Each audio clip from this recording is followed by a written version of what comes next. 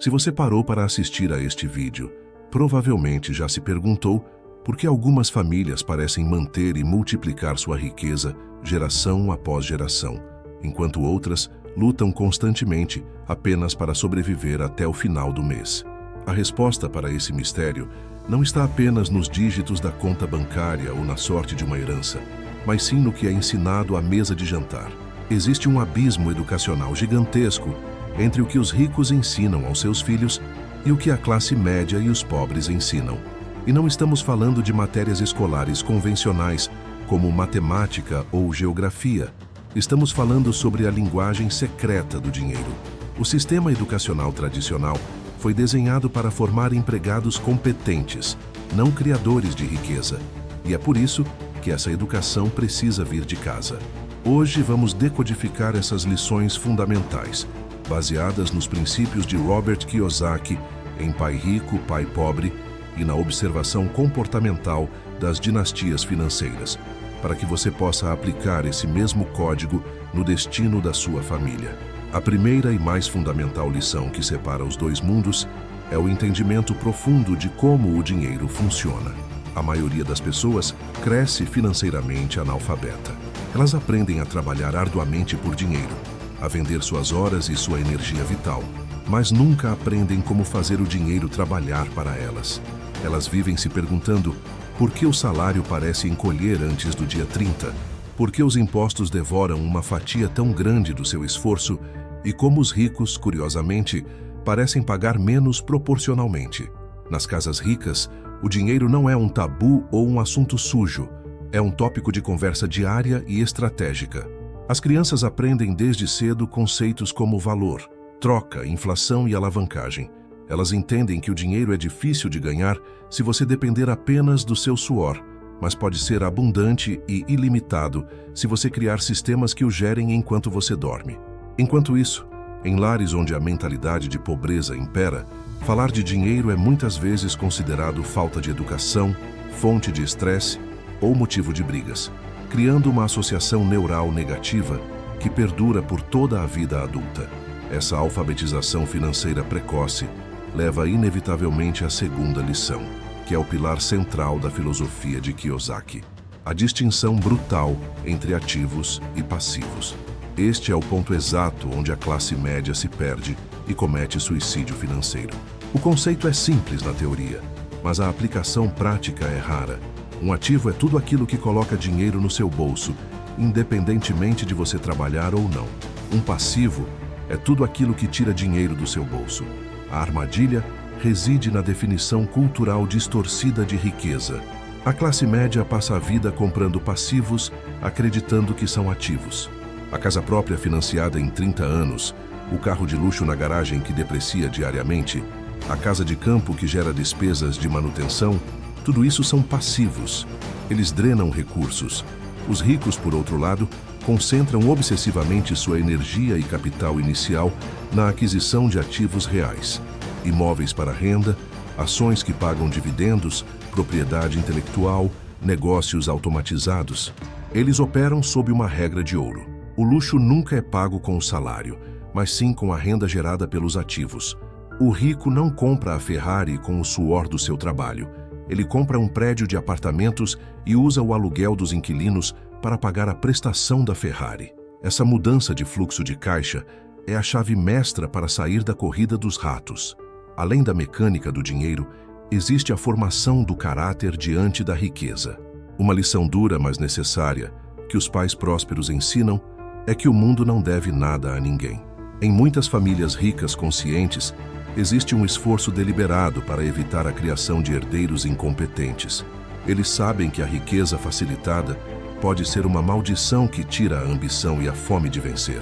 Por isso ensinam que, embora a família tenha recursos e portas abertas, o indivíduo precisa construir seu próprio mérito para permanecer na sala. O dinheiro pode te dar a chance, mas só a competência te mantém no topo.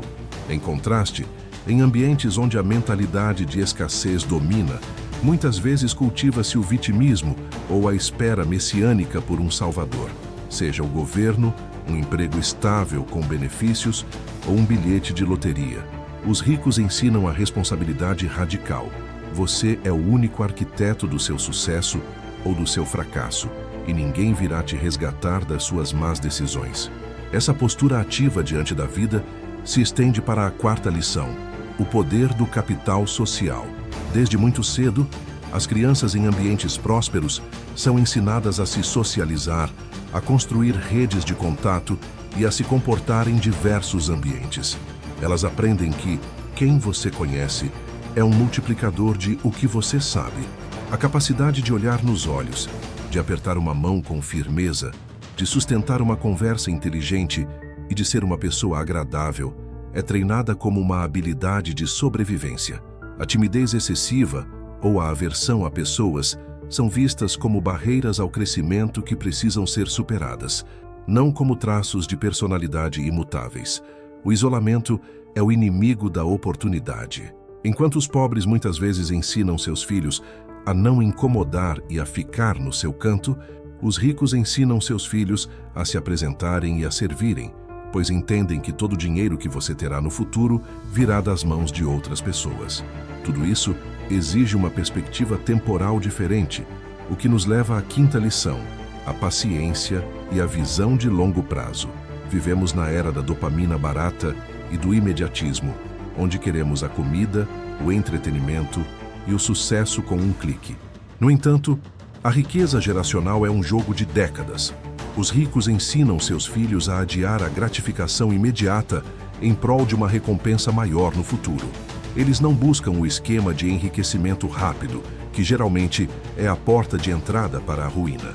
Eles entendem os juros compostos, não apenas nas finanças, mas nas ações. Bill Gates disse uma vez que as pessoas superestimam o que podem fazer em um ano e subestimam drasticamente o que podem fazer em 10. Essa visão de longo prazo permite que eles invistam em projetos, educação e negócios que demoram a maturar, mas que trazem retornos exponenciais e sustentáveis. O pobre, pressionado pela necessidade ou pelo desejo de consumo imediato, foca na sobrevivência da semana, o que o impede de plantar as sementes que levariam anos para virar floresta. Essa construção de longo prazo é sustentada pelo poder do hábito. A excelência não é um ato isolado, é um comportamento repetido. Os ricos entendem que o sucesso é o resultado inevitável de pequenos rituais diários, e não de grandes atos heróicos esporádicos. Ler todos os dias, cuidar da máquina biológica que é o corpo, planejar a semana, revisar metas, esses rituais criam a estrutura onde a riqueza pousa.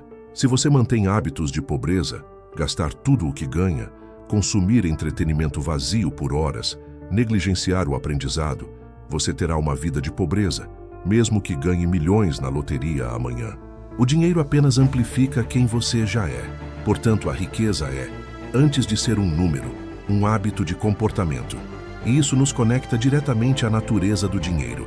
Uma das lições mais libertadoras ensinadas nesses círculos é que o dinheiro é uma ferramenta neutra. Quantas vezes ouvimos a frase bíblica mal citada de que o dinheiro é a raiz de todo o mal? Essa crença limitante é um vírus mental. O dinheiro não é bom nem mal. Ele é energia potencial. Ele é um amplificador de caráter. Se você é uma pessoa generosa, o dinheiro permitirá que você faça o bem em escala global. Se você é uma pessoa mesquinha ou cruel, o dinheiro lhe dará poder para ser um tirano. Os ricos ensinam seus filhos a não temerem o dinheiro, mas a respeitá-lo e dominá-lo. Tirar a carga moral negativa do dinheiro é essencial para permitir que ele flua. Se o seu subconsciente acredita que ter dinheiro é errado, sujo ou imoral, ele trabalhará dia e noite para sabotar qualquer chance de prosperidade que apareça na sua frente.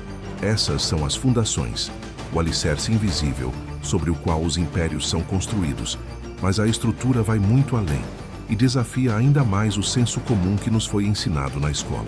Uma vez estabelecida a fundação mental e comportamental, é preciso avançar para a estratégia de ataque. Aqui encontramos uma das divergências mais gritantes entre a mentalidade de escassez e a mentalidade de abundância, o foco na expansão versus o foco na retração.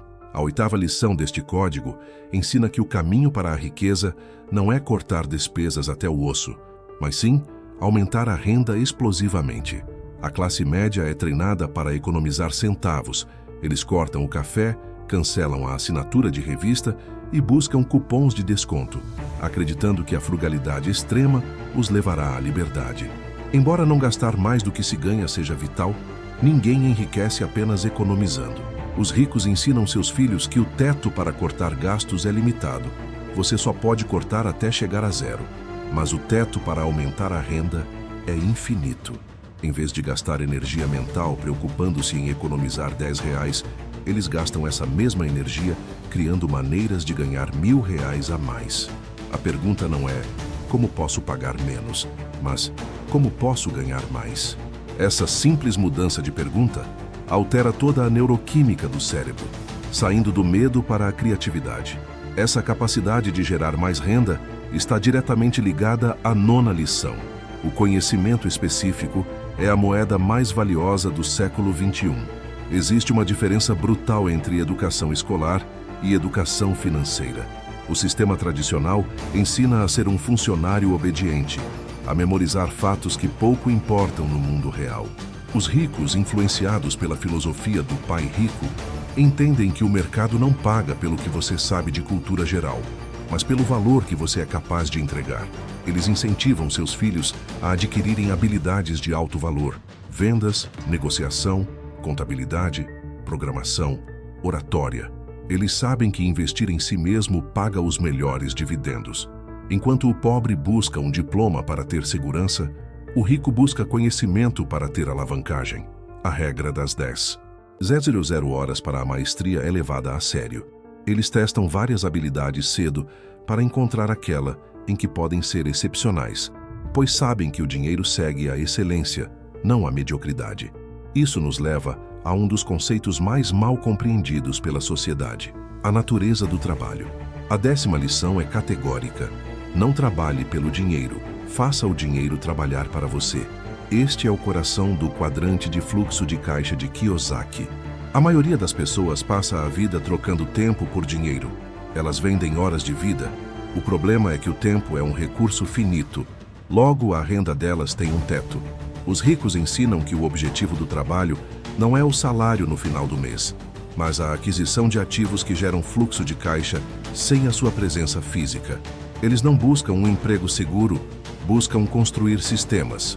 Se um filho de rico começa a vender limonada, o pai não o parabeniza apenas pelo trabalho duro, mas pergunta: como você pode contratar alguém para vender para você enquanto você abre a segunda barraca? É a transição mental de operador para dono, de escravo do sistema para arquiteto do sistema. E como se constrói esses sistemas gigantescos? Através da 11ª lição: resolver problemas. Existe uma equação direta no universo financeiro. A sua renda é proporcional ao tamanho do problema que você resolve. As pessoas pobres são pagas para resolver problemas pequenos e locais: lavar um carro, arquivar papéis. Os bilionários são pagos para resolver problemas complexos e globais: transportar pessoas, organizar a informação do mundo, criar energia sustentável. Elon Musk, Jeff Bezos e Bill Gates não correram atrás do dinheiro. Eles correram atrás de soluções escaláveis. Os ricos ensinam seus filhos a não fugirem de problemas, mas a se apaixonarem por eles, pois cada reclamação que ouvem do mercado é uma oportunidade de negócio disfarçada. Quem foge de problemas, foge da riqueza. Quem abraça a complexidade, abraça a prosperidade. Para ter tempo e energia para resolver esses grandes problemas, é necessário aplicar a 12ª lição: a impiedosa gestão do foco. O tempo é o único ativo que não pode ser recuperado. Por isso, as famílias prósperas ensinam a evitar desperdiçar a vida com coisas que não têm correlação com o mundo real. O sistema educacional atual muitas vezes empurra os jovens para cursos e especializações que não têm demanda de mercado, criando uma geração de endividados com diplomas na parede e bolsos vazios. A lição aqui é pragmática: estude o que o mercado valoriza. Não se trata de matar a paixão, mas de alinhar a paixão com a viabilidade econômica. Se você estuda algo que ninguém quer comprar, você tem um hobby, não uma carreira. A clareza sobre o que gera valor real evita anos de caminhada na direção errada. E talvez a lição mais controversa e poderosa de todas seja a 13ª, a diferença entre dívida boa e dívida ruim. A sabedoria popular diz: evite dívidas a todo custo. Para o rico, isso é um conselho de amador. Eles sabem que existem dois tipos de dívida. A dívida ruim é aquela que você contrai para comprar passivos, o cartão de crédito para pagar o jantar, o financiamento do carro de luxo. Essa dívida te empobrece porque você paga os juros. A dívida boa é aquela que você usa para comprar ativos, um empréstimo para comprar um imóvel que se paga com um aluguel e ainda gera lucro, ou crédito para expandir um negócio. Nessa modalidade, outra pessoa, o inquilino ou o cliente, paga os juros por você. Os ricos usam o dinheiro dos outros, o dinheiro do banco, para enriquecer. Isso se chama alavancagem. Eles não têm medo da dívida, eles têm medo da falta de controle sobre ela. Ensinar um jovem a usar o crédito como ferramenta de aceleração e não como ferramenta de consumo é entregar a ele uma das armas mais potentes do capitalismo. Essa eficiência se reflete também na 14ª lição, a regra 80-20, ou princípio de Pareto. Os ricos ensinam que 80% dos resultados vem de 20% dos esforços. Eles não querem que seus filhos sejam perfeccionistas em tudo, porque o perfeccionismo é inimigo da execução e da velocidade. Na escola, tentam nos ensinar a tirar nota 10 em todas as matérias. Na vida real, o sucesso vem de ser excepcional nos 20% de atividades que realmente geram receita e impacto, e delegar ou ignorar os outros 80%. Tentar ser bom em tudo é a receita para ser mediano em tudo. O foco seletivo, a capacidade de identificar a alavanca que move o mundo com o menor esforço, é uma habilidade de elite. Enquanto a maioria trabalha duro e de forma difusa, o rico trabalha de forma inteligente e cirúrgica, focando apenas no que move o ponteiro da riqueza. Contudo, toda essa engenharia financeira e eficiência estratégica seriam frágeis se não fossem sustentadas por um pilar final, muitas vezes esquecido por quem observa a riqueza apenas de fora: a humildade e a consciência de que o dinheiro não resolve tudo. A 15ª lição desmonta o estereótipo cinematográfico do rico arrogante. Embora existam herdeiros irresponsáveis que ganham as manchetes, as famílias que mantêm a fortuna por gerações ensinam algo muito diferente. Elas sabem que a arrogância é o prelúdio da queda. No momento em que você acha que é melhor que os outros, apenas porque tem mais dígitos na conta, você para de aprender, subestima seus concorrentes e começa a cometer erros fatais. A verdadeira elite financeira ensina seus filhos a nunca perderem o respeito pelo trabalho e pelas pessoas, independentemente da posição social, pois sabem que a fortuna é volátil e que o caráter é a única moeda que não sofre inflação. Mais importante ainda é a compreensão de que o dinheiro compra o conforto do corpo, mas jamais comprará a paz da alma. Os ricos ensinam que a riqueza é uma ferramenta excelente para resolver problemas externos. Ela paga o melhor hospital, a casa mais segura, a viagem mais rápida, mas é absolutamente inútil para resolver vazios internos.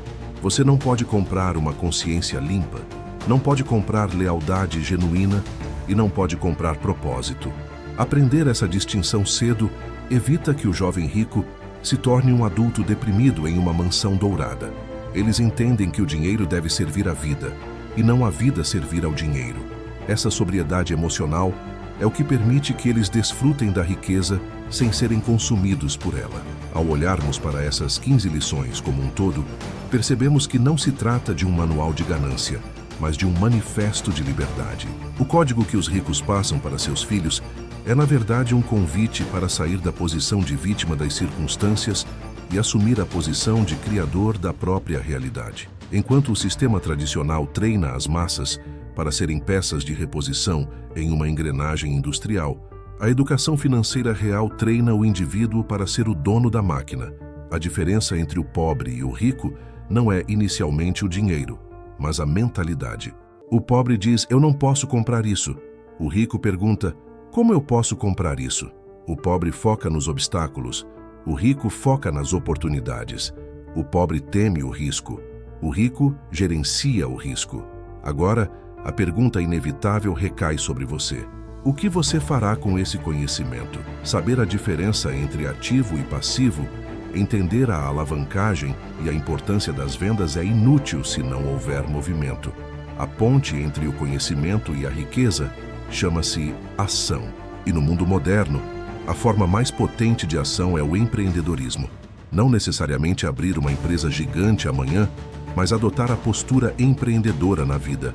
Começar a tratar seu nome como uma marca, seu trabalho como um serviço prestado e seu dinheiro como um funcionário. Imagine acordar amanhã não com o medo de perder o emprego, mas com a excitação de quem está construindo um legado. Imagine ter a liberdade de tempo para ver seus filhos crescerem, não porque você está desempregado, mas porque seus ativos pagam suas contas. Imagine poder contribuir com as causas em que acredita, não apenas com palavras, mas com recursos reais.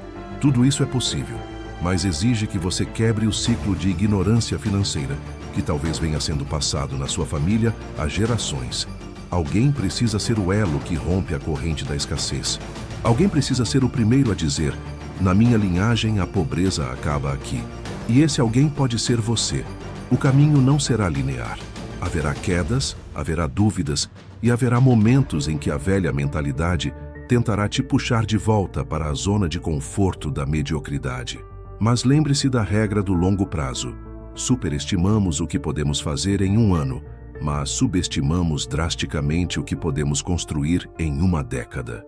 Se você começar hoje a aplicar a regra dos ativos, a buscar conhecimento específico, a resolver problemas reais e a blindar sua mente contra o vitimismo, o resultado é matematicamente inevitável.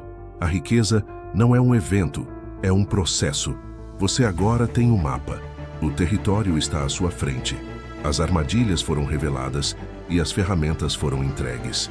Não volte a dormir depois de ter acordado.